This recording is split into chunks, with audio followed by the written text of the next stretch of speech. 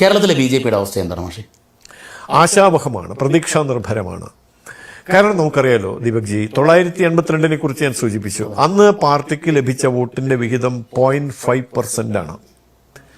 എന്ന് വെച്ചാൽ എത്ര വരും നമുക്കറിയാലോ. പിന്നീട് നടക്കുന്ന അന്ന് 140 മണ്ഡലങ്ങൾ ഉണ്ടായിരുന്നെങ്കിലും BJP രൂപം കൊണ്ടതിന് ശേഷം നടന്ന ആദ്യത്തെ തെരഞ്ഞെടുപ്പിൽ 60 നിയോജക മണ്ഡലങ്ങളിലാണ് സ്ഥാനാർത്ഥികൾ മത്സരിച്ചത്. പിന്നീട് ഓരോ തെരഞ്ഞെടുപ്പ് കഴിയുമ്പോഴും സ്ഥാനാർത്ഥികൾ എല്ലാ മണ്ഡലങ്ങളിലും സ്ഥാനാർത്ഥികളായി തുടങ്ങി, എല്ലാ തലങ്ങളിലും പ്രവർത്തകരുണ്ടായി തുടങ്ങി, ഇലക്ഷൻ പ്രവർത്തനം നല്ല രീതിയിൽ മുന്നോട്ട് വരാൻ തുടങ്ങി.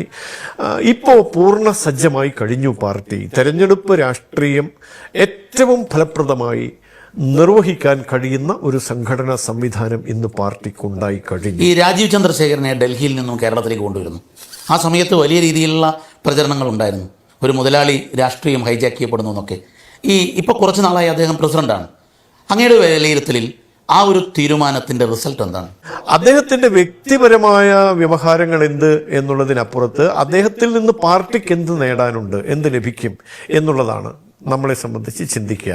അപ്പോൾ ആ നിലയ്ക്ക് 100% വർത്തമാനകാല സാഹചര്യത്തിൽ, ആധുനികമായ സാഹചര്യത്തിൽ പാർട്ടിയെ നയിക്കാൻ കഴിയുന്ന എല്ലാ കഴിവുകളുമുള്ള ഒരു വ്യക്തിയാണ് ഇന്ന് പാർട്ടിയെ കേരളത്തിൽ നയിച്ചുകൊണ്ടിരിക്കുന്നത്.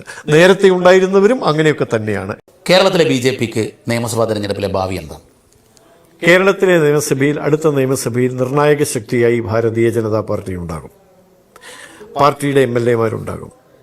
അത് കേരള രാഷ്ട്രീയത്തെ ഈ വരുന്ന തെരഞ്ഞെടുപ്പ് കഴിഞ്ഞ് അടുത്ത തെരഞ്ഞെടുപ്പാകുമ്പോഴേക്കും കേരളത്തിൽ സമഗ്രമായ, സമൂലമായ രാഷ്ട്രീയ പരിവർത്തനത്തിന് സാഹചര്യമൊരുക്കുന്ന ഒരു അന്തരീക്ഷത്തിലേക്ക് ഈ തെരഞ്ഞെടുപ്പ് മാറും.